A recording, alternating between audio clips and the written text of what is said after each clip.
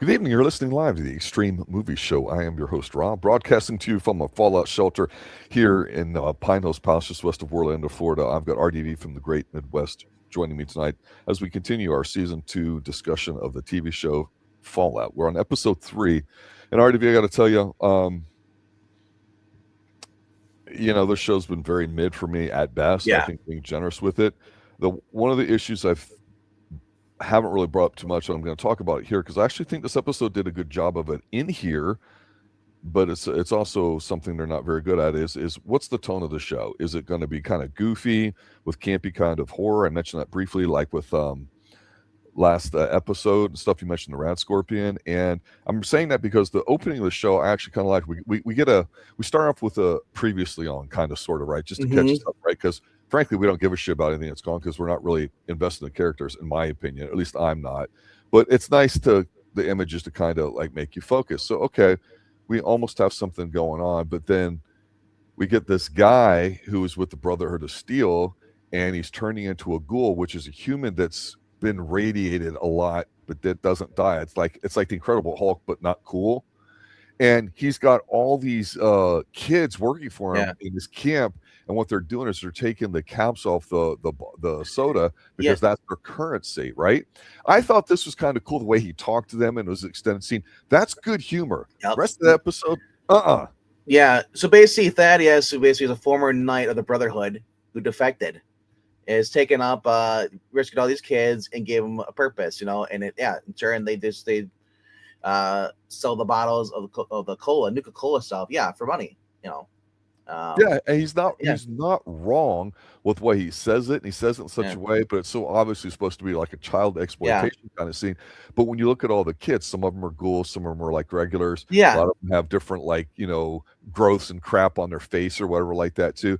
So I'm saying he's doing them a bit of a service here too. He's found a positive expectation for the kids and for him, at least for now. And people might argue about all that too, but that's kind of the humor for it. It's a little tongue-in-cheek from the adult perspective. It might be funny if these kids rise up and like murder him like later in a few episodes, if they could run something with it. And they could do something kind of cute that way, just as a side thing here. But all they're doing here is establishing Thaddeus and what's going on with him, because that's going to play a part later. But my biggest issue with the comedy, quote unquote, there in air quotes, is this whole scene with the Legion after this with Lucy. This really was bad. And I'm not blaming Macaulay Culkin. I'm not. I say this is the Home Alone episode. I'm not blaming him at all. Macaulay Culkin being in here was kind of a shock because I don't watch previews of like next week on this episode or whatever. I just turned it on and it's there. And it's not his fault. Yeah, this episode had its ups and downs for me, but for the most part, it just like the first episode, it just falls flat. But it's kind of like stuff you've seen before. The humor is for this. We have two groups of people who basically are worshiping or pretending to play Romans. They don't know how to pronounce Caesar because that's how dumb everything is. Fallout, pretty much, this series has proven, especially this season, it's like Idiocracy. If you've never watched that movie with Luke Wilson, go check it out. It's fantastic. It just shows you what happens when history is ignored and people just get stupider and stupider, and somehow keep surviving.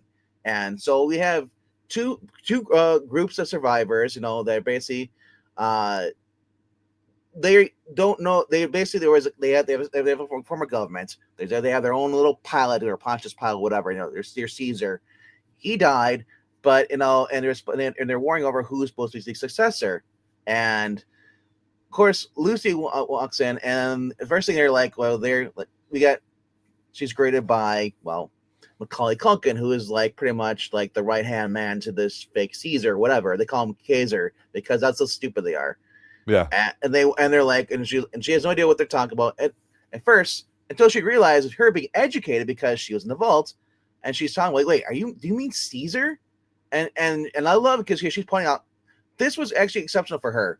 There's probably because she's always been naive, but she's naive in social, she has no human interactions. Interactions. Yeah, she knows the knowledge, but she's stupid otherwise. Where they're stupid because they don't have the knowledge, but they have the social interactions that they've formed living on the surface. So it was nice to see her kind of like showing her that she's actually is kind of like remember she's kind of book smart, so she knows about Caesar and she knows about the fall of Rome and all that stuff. So, but yet she is one of those people that basically has the belief they know. Well, he's taught, good people are survive, bad people don't. And so her naivety kind of gets her into trouble here because she took because remember Walter Goggins said like hey, his character the ghoul, if you keep these people here are no good, just keep going. So she follows this girl back to the camp. She gets him kidnapped, and they kind of like first they're gonna negotiate or basically like because she's a prisoner. Well, they think she's a virgin, and she realizes, oh, I'm not a virgin anymore. In fact, because the joke is like, yeah, because she lived in the vault. Yeah, I actually slept with my cousin and all the other people and stuff, so I'm not like a virgin, so you can't really sell me for that.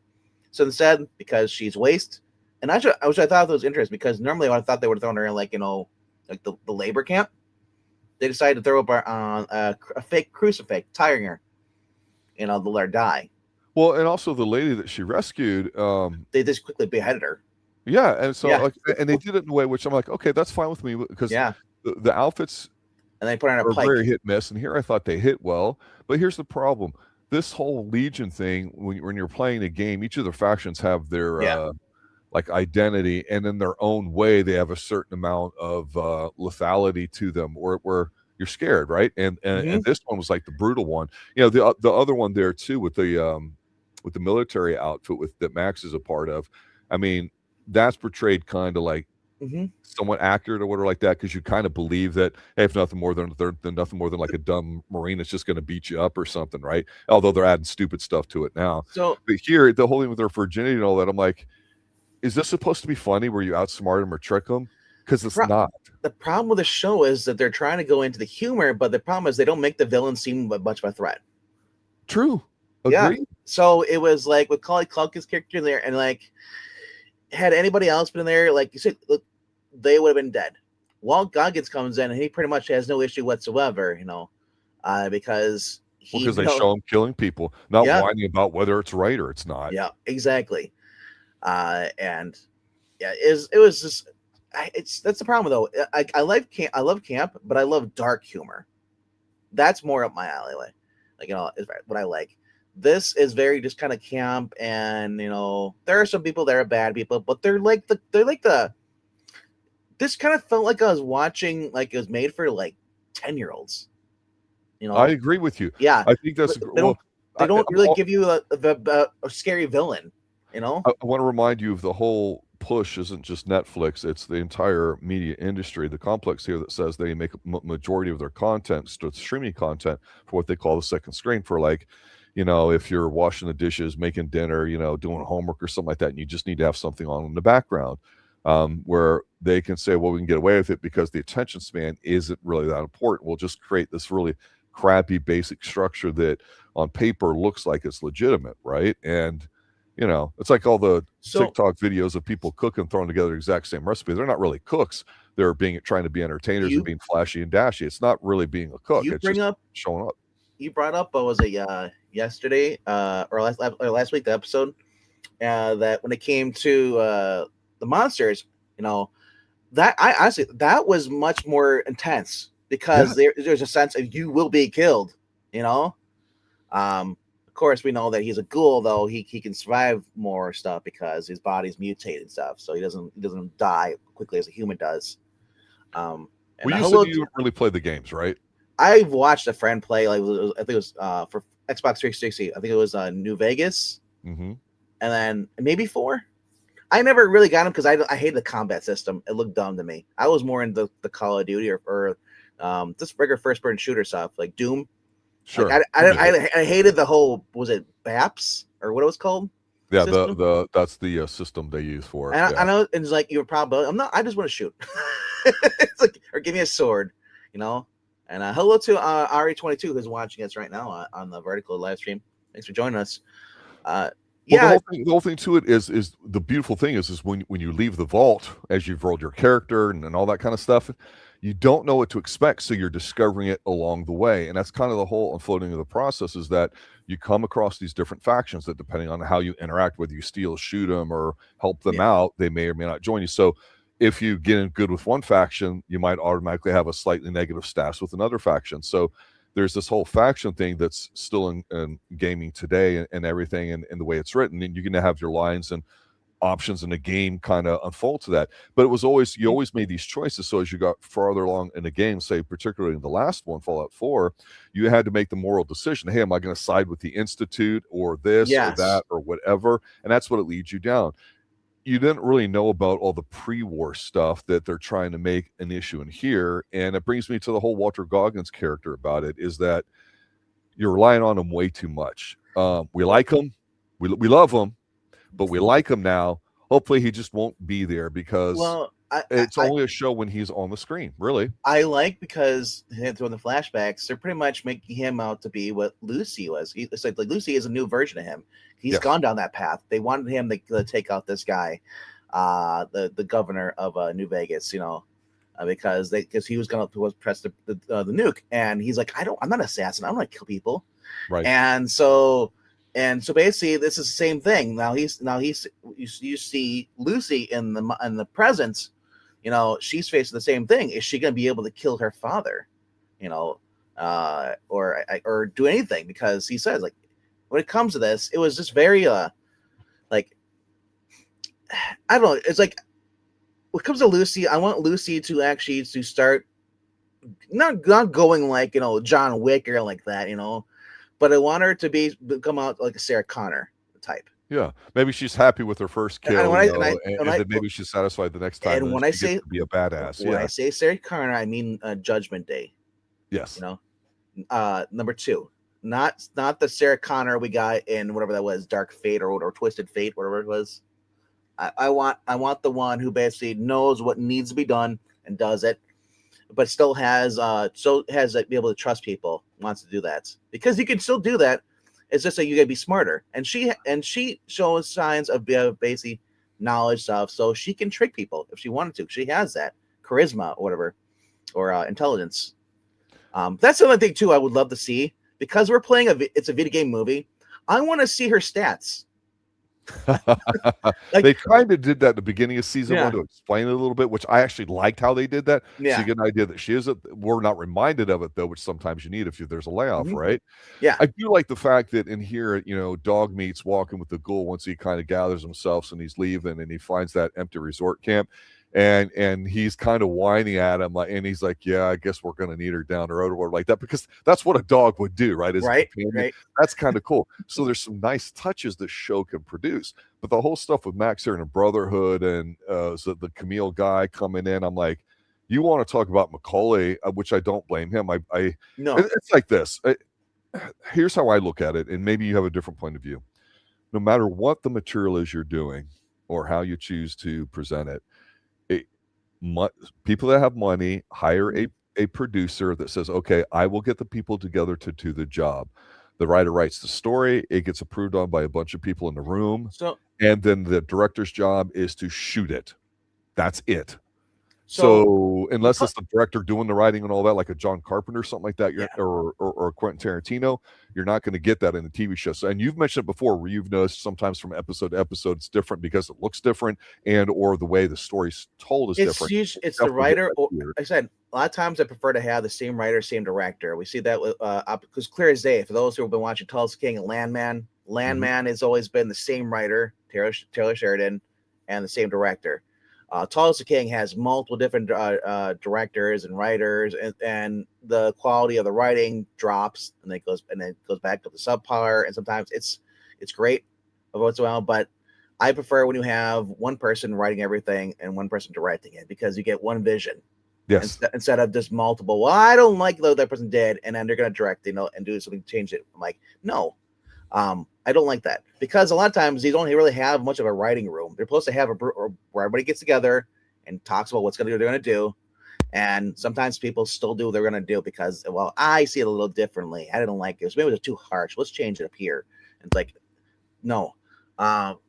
So one thing I did like, it was really cool. It says, I do, because remember, it's a video game. Let's tell us more about the actual world around us, that we're in.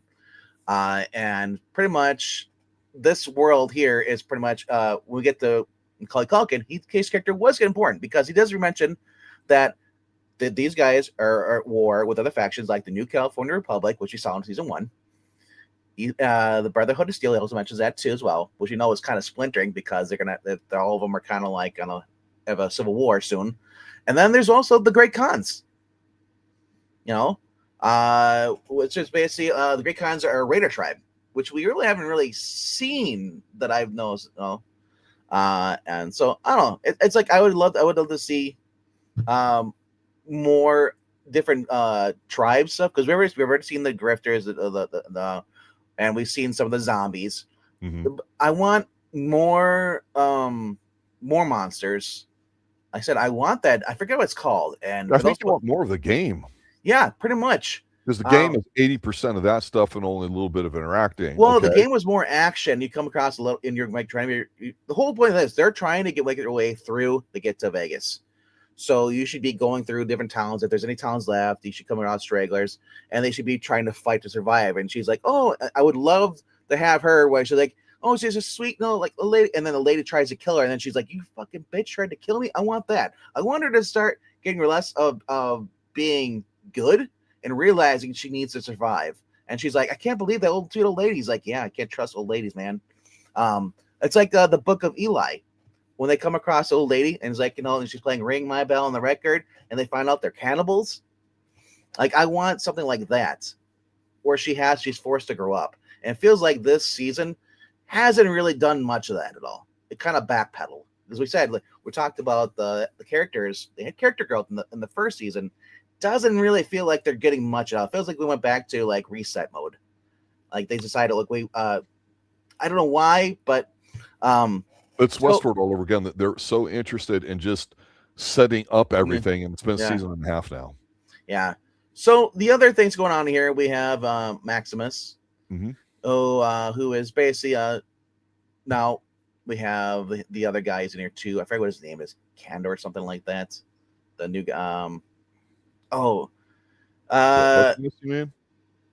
and the guy, yes, basically that just shows up. The one who's basically trying to like recruit him, say like he's from the other camp, and he's trying to basically get him to come over to basically Xander. That's what his name, Xander. And he's like, and they're talking because one of the ladies that was one of the leader tribes of the Brotherhood said she's not going to join the revolution, and she's like, she doesn't want to get involved and stuff. And okay, so Maximus walks outside and he's approached by Xander. Xander's trying to recruit him. He's like, yeah, we know what's going on. He's like, it's like, you ever think they know? He's like, you guys have a lot of clerics, and if you feel like maybe like these guys are just kind of like radical, he says where I come from, the soldiers make decisions because we're the ones putting our lives on the line, not the clerics, and he's trying to like sway Maximus over to his side thinking. And Maximus, towards the end of the episode, they eventually come back to the bottling factory because, Xander's like, let's go prove our loyalty, whatever. We're gonna go after this guy who basically defected, and Xander's got his gun up, and all the kids behind him, and we got Thaddeus who's kind of like, just like, don't kill me, and what I loved about this because Xander, not only did Xander kind of like try to put down his head. Because before we had Maximus's boss, the cleric, which called him an idiot. You're the sword. You don't speak. You don't have ideas. So he was already having doubts as it is. And so when these guys when Xander goes to threaten the kids and Thaddeus, he descends. He's like at the last minute, he doesn't want any innocent blood spilled. He can't handle it. So he kills the guy. He kills Xander. Takes a axe and the top of his unit because they're in their battle suits. Yeah, and kills him. And that's like a weapon from the game, the power thing. Yeah, the hammer. Yeah, the powers or hammer or sword or whatever. Yeah, but I thought that was actually pretty cool. Now he's gonna hit. Now I don't know if that was the cleric's intention, but he said before, he's like, why is everybody so afraid of this? Why not let me go kill the guy? And as he's like, you can't just go kill him, and that's kind of what he did, So he caused problem for the Brotherhood of Steel. And I don't know how much longer Max is going to be with it. Maybe he might become the new leader. Maybe he might take out the cleric. We don't know. But I got a feeling that he's gonna have issues with that. And then of course, Dog Meat, best dog in the game, and in this series so far. He's the only character we can't hate on. That's true. He stays loyal to Walt Goggins' character Cooper, who is basically left for dead, and back at the old hospital. And he basically this is the gross part because like he's a ghoul, he has to try to survive, but he has to get his chemicals. So Dog Meat stays by him, doesn't leave with Lucy, and like good dog. So yeah, he ends up rescuing her from the camp, ends up blowing it up and all that too. And I want to point out though, he takes his knife because he has to get where he gets stabbed. Yeah. So the venom's in there because he can't move, he's crawling. So he cuts it out and then throws it on the ground. I was like, at first I thought he was gonna eat it. And he looks at it and then he tosses it over. But yeah, eventually he does make his way out. Yeah, comes across a lady and basically makes a trade with her for some more of his stuff, his yellow drinks he needs in order to keep his mind. There's a certain drug that he has to get, and she only had one of those. Yeah. Yeah. So, and he comes to rescue Lucy at the end, proving that she is too naive, and I hope she learns for this because. If there's no character growth and she just stays stubborn the way she is, then kill her off at the end of the series. Kill her off because naivety either has to have consequences or she has to realize, okay, I can't be this way anymore. I don't want this where we factory default setting it doesn't sit well with me. Yeah, and the way they end it here with him killing the guy that's going out with him, whatever like that. He's been bad mouthing him, and they're back at the bottling camp there with the kids and all that. That's kind of like now it's like a full circle in the sense that he's going back to a guy that was kind of like shitty to him earlier. So now how is he going to respond? And there's something there for the way they're trying to put the arc of Maximus's character here, but I'm just not feeling it because he's just got that pouty look on his face. And here's my final thought. It's still very forgettable. I want it to be better. There's elements that can be good in here. They just don't know what they want to be. I think they're just not very bold and confident. I think they're trying to be cute for cute's sake. But it goes down to like majority of what I would consider, basic 101 stuff of if you're going to enjoy a show or a movie. That's, do you give a fuck about any of the characters? And you're watching it through their eyes. They may do a bad thing or whatever, but you mentioned it's a point. She's been naive. We haven't seen her mature. It's hard for us to get to like her. Our job is not to watch for 2 seasons before something happens and then we decide she's earned it, we like her, or watch this sniveling idiot in here too, and that you rely too much on the ghoul. If you're going to be campy and goofy and write it for a 10-year-old, go in that direction and just be earnest about it or whatever too. There's too much potential here they're wasting. But on the plus side, it's 100 times better than that shitty Lord of the Rings that they attempted doing, and I say that as a guy that tried watching it several times and kept quitting on it because it's just the first 10 minutes are horrible. They don't know how to make something look good. Here, at least we get some good outdoor stuff where you feel like you're a part of the Fallout universe. If they could do better with it, but to your point, they should do more of the game stuff like with the monsters and everything else there too. That would help a lot. Yeah, I forgive for those who are like, who play the game. I can't remember. There's a giant monster. I keep meaning to look it up, but we saw the giant skull at the end of the final episode of season 1, and it's a very popular character in the Vegas game. It's a giant, undefeatable beast. Those Deathclaw, I think, is the name. Is that Deathclaw? I think it's called a Deathclaw. Okay, yeah. That sounds familiar. And my friend who used to go he's like, son of a bitch, because you're not prepared for it. You don't have the weapons. That thing is fast, and you're running for your life. Yeah, it's a bullet sponge. Yeah.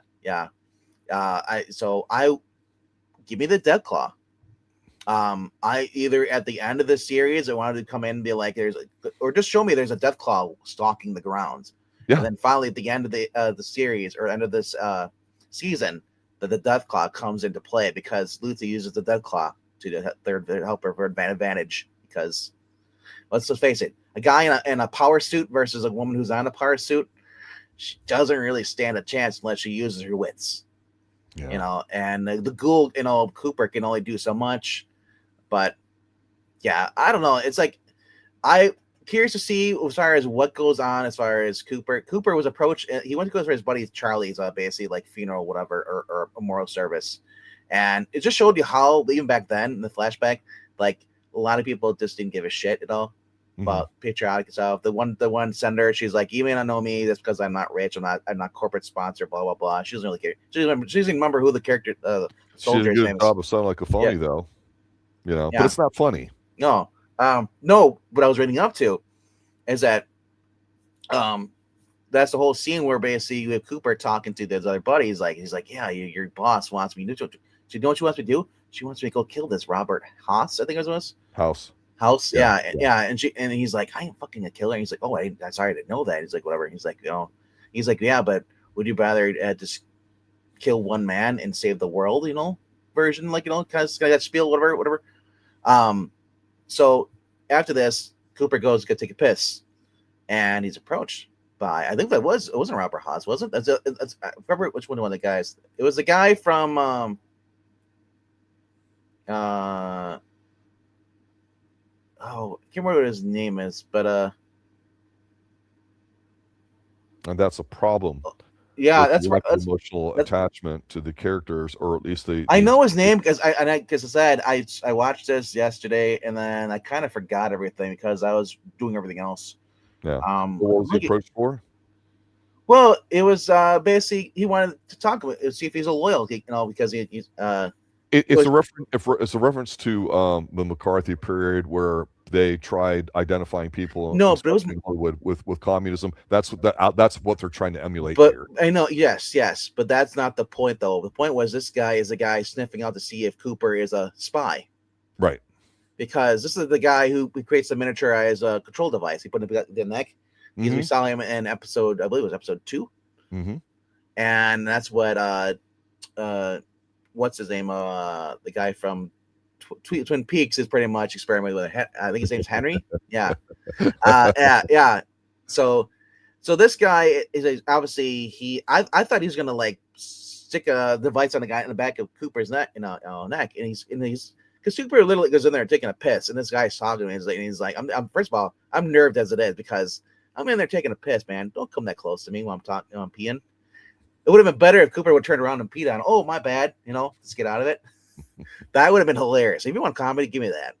Yeah, we'll see what happens there in the next episode coming up. It's tough right now. What I want from Cooper's character, especially the goal, I want what we got with Boyd Crowder and Justified. I want a guy who is a mastermind and always thinking ahead, not with someone who basically doesn't really know what he's doing. He has an idea. And the whole thing is like he thinks there's a chance his family might be out there in one of the cryopods. I don't believe it, but that's another thing too. I think there's 4 where your family go in there, you find out that that's the risk he's willing to take. The baby was will do it. Yeah, you find out that you have a son, and you have to at the facility, and as I said, the game was the moral choice at the end. Will Cooper I wonder if they'll do that. Honestly, if they get to this, they get to Vegas in there, and Henry's like, well, I have your family right here. You side with me, or you gonna side with my daughter. I think they'll be involved at some point. I do agree with you. Do you think he'll have to kill his wife? Think she'll turn out to be evil? It'll be her mastermind plan. Right? Yep. It's always the women that are in charge of the evil plans. The men just execute them. Yeah. Behind every good man is a good woman. Well, what's the opposite, right? We'll say. Yeah, right? Boss lady. But Barry, I want to thank you for showing up tonight. You're checking us out here, especially on the we're trying out the vertical streams as well as the regular ones here too. Yeah. RTV, as always, it's fun covering this with you. We'll see what's going to happen here. I've been tapping my shoe a lot while I'm watching this on my computer or whatever like that, because I'm hoping, and that's a bad place to be in, but this episode was at least a bit more direct in the way it was telling stories, so it's a bit less aimless, which I appreciate, but we'll see what happens. Any other final thoughts? Well, final thoughts is that this is a video game, this is Fallout. Give me the combat systems I hate.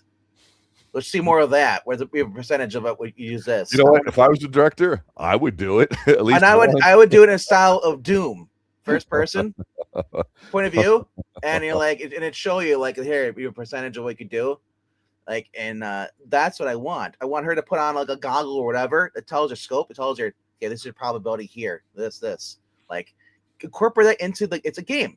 Make the show feel like the game, not if you obviously if you're gonna tell a weak story, give me more of fan service, more stuff in the game. Now there's some stuff, but not a lot though.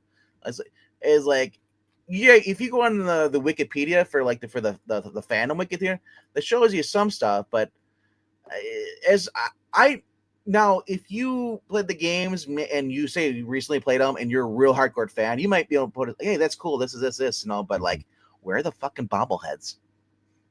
True. That's true. It's a good question. Where's the bobbleheads? Yeah, because every go to the game, you had to shoot bobbleheads. Now you got me thinking about it. Damn it. All right, we'll end on that. All right, thanks everybody for showing up. We'll catch you next week when we continue season 2 Fallout here, episode 4. If you can, leave a comment down below the video. It helps boost the algorithm, lets people know that we actually are doing this. And thank you everybody who showed up and stayed around to watch. Good night now. Later, guys.